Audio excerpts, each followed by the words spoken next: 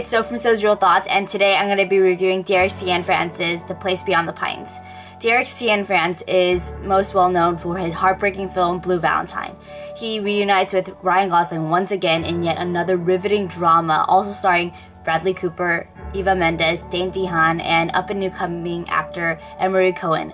The Place Beyond the Pines is an incredibly ambitious and epic film that'll sweep and take you through an emotional roller coaster and tell one of the most timeless and important stories about father and sons today.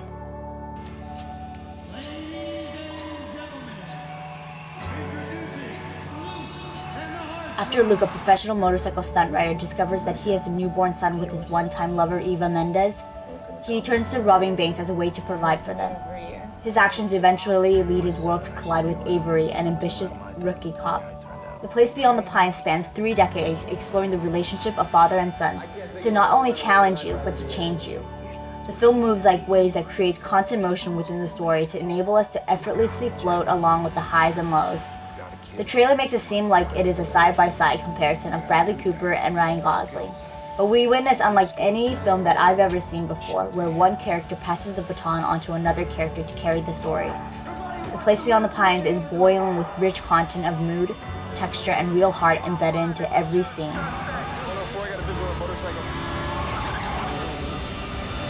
There are 2 things that I really love about this film. Its intense score and its cinematography. Right from the beginning, Derek Cianfrance shows us how to watch this movie by, entering this movie with a 5-minute one shot of us following Ryan Gosling through this circus, and it is an incredible shot, and I was mesmerized the whole way through. And this film is a very bold move for Cianfrance, considering that it is very experimental. It continually evolves and it fleshes out the characters, and there's not one climax but many climaxes. And with the music, it really intensifies every emotion to move you, to make you cringe, to make you cry, to make you, feel all these emotions that you, by the end of the film, you're just like, I can't believe I was who I was 2 hours ago, or that kind of feeling. And the cinematography really reminded me from everything from David Lynch's surrealism to Stanley Kubrick to Darren Aronofsky's The Wrestler. And I think that's incredible that he can, nitpick and remind us of all these filmmakers and yet have his own distinct style. I think Ryan Gosling and Bradley Cooper were immensely great in the film. They just transformed into their characters, and it's one of the most memorable characters that they've played yet. Dane DeHaan, who's in this, who I had no idea. I am a really big fan, and I can't believe he's married, but he continually mesmerizes me with his talent and his just subtlety and just his glare and his he's just so great. And playing opposite of him is Emery Cohen, who you're just gonna feel so stupid not knowing his name or who he is after the film, because he really steals the scene. In every scene, he's just amazing. And to see a actor you've never seen before have the potential to scare the living crap out of you, that's really powerful. And the only thing I know, he was in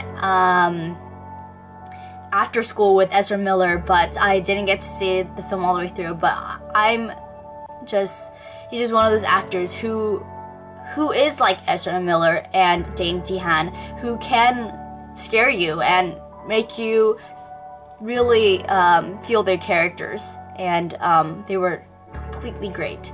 I got to watch The Place Beyond the Pines for free because I volunteered for LACMA's Film Independent events, and they showed The Place Beyond the Pines, and they had a Q&A with Derek Cianfrance, and it was a packed house, so I had to just stand up through the entire film, which lasts about, I feel like it was almost 3 hours. It was really intense, and you could imagine me like pacing and like pulling my hair. I'm just like going crazy with this film, considering that I'm concentrating on standing up and not falling down, and trying to connect with this movie, and I think it might have intensified my experience a little bit more. But Derek Cianfrance, which his interview should be up by now, so I'll post the link, and he was fantastic. One of the two things I remember from his Q&A was that Ryan Gosling was like to Cianfrance, how about we have the most tattoos on screen? And so they did all this, I don't know if it took like 3 hours or 5 hours every day, but I guess it was Ryan Gosling's idea to have a tattoo on his face of a dagger and it bleeding blood. And then after a while, he was like, I think I made a huge mistake. Like, I don't want this. But Derek Cianfrance made him keep it, and I mean, that's what he asked him to do. So that, which I thought was hilarious, that it was his idea. And Dane DeHaan actually wanted to play Emery Cohen's character, who is more aggressive, this wannabe gangster who, you know, wants to show off, you know, those guys who cover up their insecurities by bullying and being all like hard or whatever. Well, he was that kind of character, and Dane DeHaan was like, he wrote a letter to Derek Cianfrance and was like, I don't think this is my character. I'm gonna send you he sent him a tape of him being his character, the character that he's now. And Derek Cianfrance thought he was very pompous, and he was like, who's this little kid? I'm not gonna take him. So after like a million other castings, he was like, fine, who's that kid? And so I'm really glad Dane DeHaan is in this, and I thought everyone was fantastic. I want to watch it again, especially in theaters. It is so compelling and so thoroughly done. Like Spring Breakers, which I saw after, who, you know, Harmony Korine tries to like pass the baton from Selena Gomez to James Franco, but in here he does it beautifully. I mean, in that case it didn't work out as well, but it was just beautiful. I've never seen it done on film, and it was incredible, and I'm really excited for everyone to go see it. And it is very experimental to, you know, classic Hollywood style, or what we expect of any director or filmmaker. But you know, I think he really challenges that and really pushes the barriers and boundaries of what filmmaking really is. Anyways, thanks for listening. Bye.